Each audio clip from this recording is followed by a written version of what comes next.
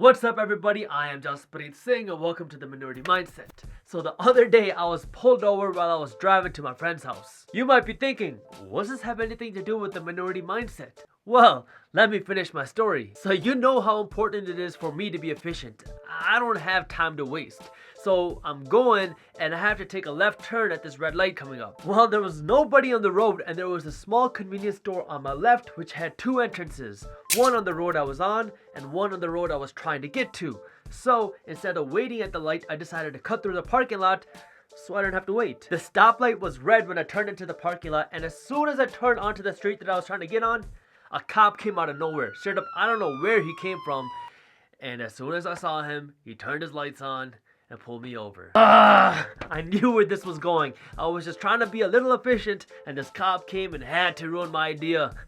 Anyway, so the officer comes outside, and a small little tip when you're talking to cops, if you know you did something wrong, like you were speeding or something, apologize for what you did before the officer tells you that you did something wrong. A lot of times you might think it's better to be like, oh no, I didn't do anything wrong, I don't deserve a ticket. Well, guess what? Police officers are humans too. That means they have emotions. So if you try to argue with the cop, that's just going to raise a level of tension and they'll be less likely to go easy on you.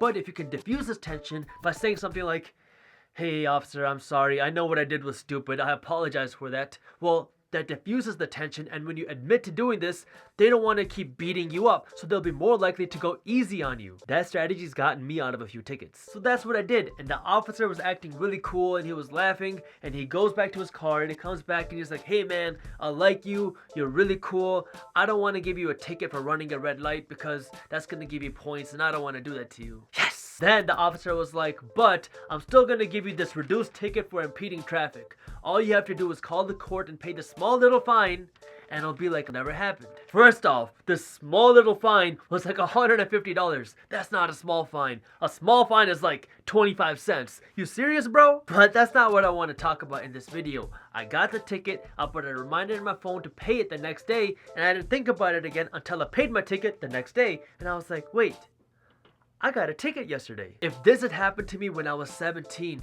I would have been so upset. It would have ruined my entire day, and I probably wouldn't have even been calm enough to joke around with the officer, which was how I got that reduced ticket. I would have kept questioning myself the entire day. Why did I have to take that stupid turn? Now I have to pay this $150 fine. What a waste of money, and I would have wasted so much time just thinking about this. I would have gone through this negative cycle again and again and again, which would do nothing but stress me out even more, and that might even lead to me getting in a fight with my mom, which, whew, never ends well. I know it's cliche, but I really believe that life is 20% what happens to you and 80% how you react to it. Learning not to cry over spilled milk was a huge life lesson for me. Things happen, it's life. Nobody's perfect, and I don't care who you are. You know, a lot of times people like to poke fun at somebody else because they see them make a mistake. Well, if you want to do that, then tell me more about how perfect you are and about how you've never done anything wrong in your life. I know that sometimes it can feel like bad things only happen to you because of what you see from your friends and family on social media.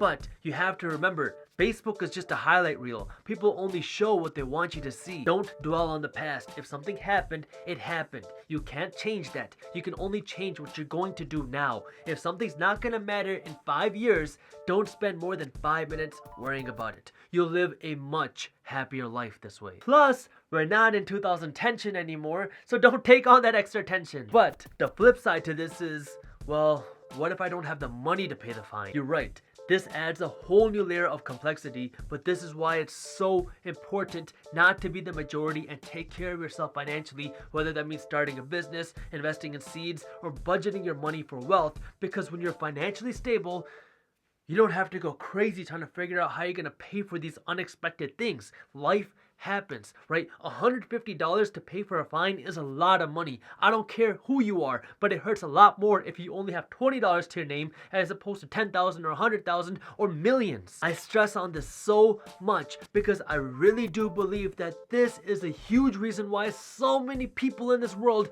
are not happy. 62% of America does not have $1,000 saved up for an emergency. So when something stupid like this happens, because guess what? Shit happens. It's a part of life. It becomes a much bigger deal than it needs to be because, yeah, it's just a little mistake, but it could be very painful if you have to decide between buying groceries or paying your ticket. This is why it's so important not to be the majority. Not so you can just afford to do dumb things. No, it's so you can eliminate this type of stress from your life, and so when life happens, it doesn't have to affect you as much. But for some reason, the majority will keep telling you, nah, it's not that important. What's up everybody? If you enjoyed the video, hit that thumbs up button, and if you found it helpful, let me know why in the comments below. Don't miss our new videos on entrepreneurship, business, and money every single week, so hit that subscribe button or hit this button right here even if you're on your phone. Follow me on Snapchat and follow us on Instagram over here, and check out some of our latest videos by clicking these buttons below, and as always, keep hustling.